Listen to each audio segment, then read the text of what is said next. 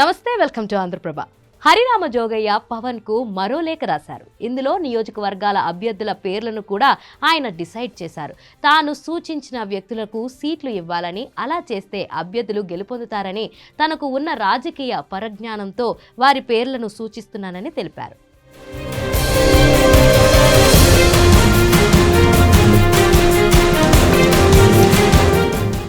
రాయలసీమలో 20 లక్షల మంది బలిజ ఓటర్లు ఉన్నారని, వారిని ఏ పార్టీ పట్టించుకోవడం లేదన్నారు. ఈ నేపథ్యంలో బలిజలకు న్యాయం చేయాలన్నారు. అనంతపురం నుంచి టీసీ వరుణ్కు, మదనపల్లి నుంచి శ్రీరామ రామాంజనేయులు, తిరుపతి నుంచి ఆరణి శ్రీనివాసులు, రాజంపేట్ నుంచి ఎంవి రావు, పుట్టపర్తి నుంచి బ్లూ మూన్ విద్యా సంస్థల అధినేత శివశంకర్, తంబళ్లపల్లి నుంచి కొండ నాగేంద్ర, గుంతలకల్లు నుంచి మణికంఠకు టికెట్ ఇవ్వాలని హరిరామ జోగయ్య పవన్ కు సూచించారు.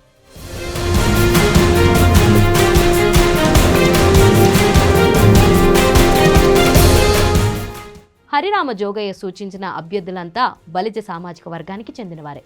రాయలసీమలో అన్ని పార్టీలు కాపులను నిర్లక్ష్యం చేస్తున్నాయని, వారికి న్యాయం చేయాలని కోరారు జోగయ్య. మరి పవన్ కళ్యాణ్ జోగయ్య సూచనలను పట్టించుకుంటారా లేదా అనేది తెలియాల్సి ఉంది.